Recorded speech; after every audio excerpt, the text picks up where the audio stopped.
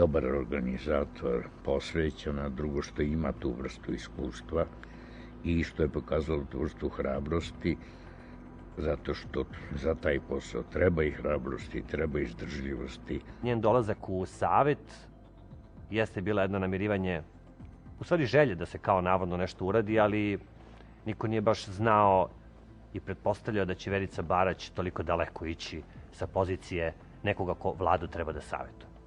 Osim inteligencije, pronicljivosti, osim energičnosti, mislim da jedna od najvažnijih osobina za predsjednika Saveta za borbu protiv korupcije jeste da je nepotkupljiv. I Verica Barać zaista jeste nepotkupljiva.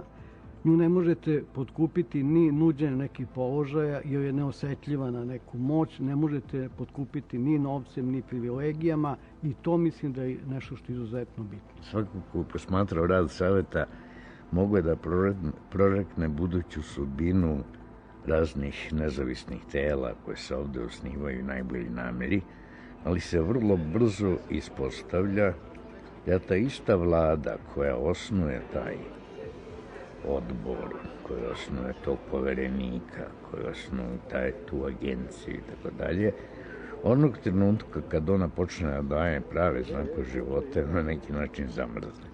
Mi ćemo raditi da god imamo valjanu dokumentaciju, ne samo izveštaje, nego i krivične prijave.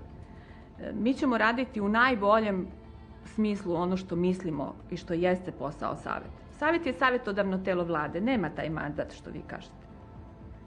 On je prosto nalaženje načina kako u ovim uslovima da se borite protiv korupcije. To je jedan vrlo težak posao i nekada vi ne znate celu pozadinu. Uzmite pitanje Sartida,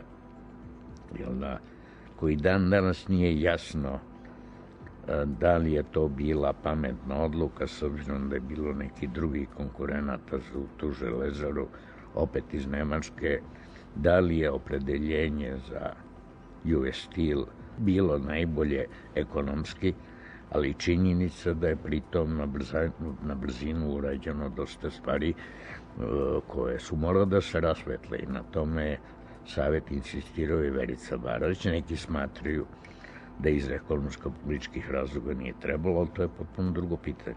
I uzmemo taj jedan izveštaj. Nije dovoljno potpun, nemamo svu dokumentaciju. Ali Luka Beograd ili C-Market, evo ga, do današnjeg dana je veliki problem. I vidimo šta je tu, kakve su tu veze, kako je moguće da se C-Market proda na osnovu tajnog memoranduma. Ko je dao novac? Ko je kontrolisao poreklo prljavog novca? Ko je prevario male akcionare? Ko je prodao monopol? To su najvažnije moguće pitanja. Mi naše izveštaje pišemo za vladu. I mi smo probali sa Živkovićevom vladom, smo raspravljali izveštaj o šećeru. Nismo se složili, ali makar smo svi raspravljali. Nije ona kandidovana za apsolutnu pravednicu i za oslugu koja je uvek u pravu, nego da bude osoba na čelu jednog saveta koji opominje, koji pokreće pitanja, koji, nažalost, on je toliko bio potiskivan da je prinuđen da počne da se bavi krivičnim prijavama. Jer to nije trebalo da se desi.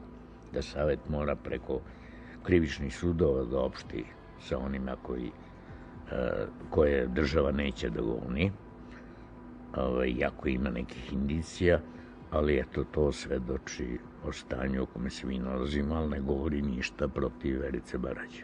Naš poslednji sastanak sa vladom je bio u martu mesecu prošle godine.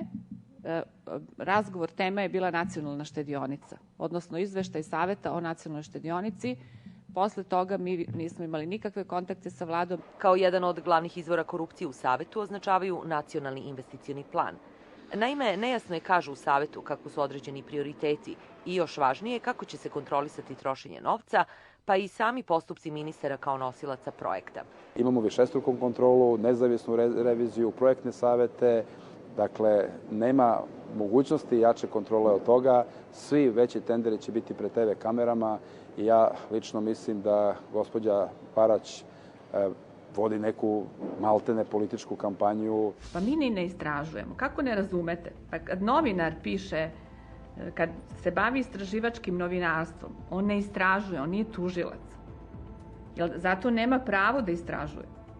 Naprotiv, veoma je važno... Ja napominjem ono što govore vaši kritičari. Kažu, posao saveta nije da piše krivične prijave. Imate isti, kažu kako ne treba se boriti protiv korupcije dok traje tranzicija. Dok oni preko svojih konsultantskih kuća ne uzmu ogroman novac, pa ćemo posle toga.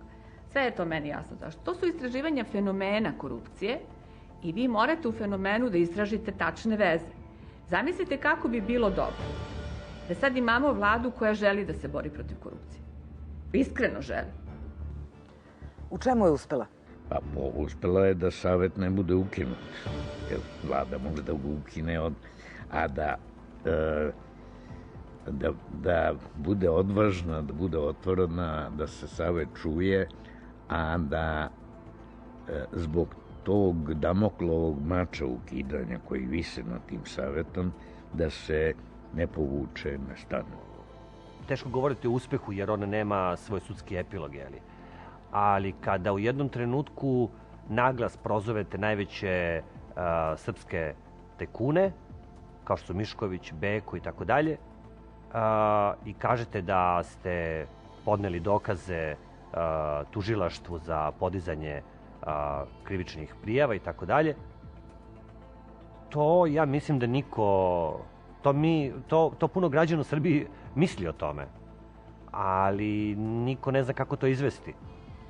A ona je to zapravo izvela. To mislim da je u ovom trenutku vrh hrabrosti Verice Barać. Ona je 7 godina na čelu, ako se ja ne varam, ovog saveta. Treba uspeti 7 godina se održati u javnosti, 7 godina izazivati poštovanje nju. Znate, i kad napadaju, jer da napadaju je uglavnom ljudi čije ružne reči, jel da, nikada ne uzimate ozbiljno. Nju doživljavaju mnogi upravo kao ženskog Don Kihota, kao onog borca za pravdu, neumornog, kao nekoga ko se neprestano bori sa vetrenjačama, ko pokušava da ispravi krivu drinu.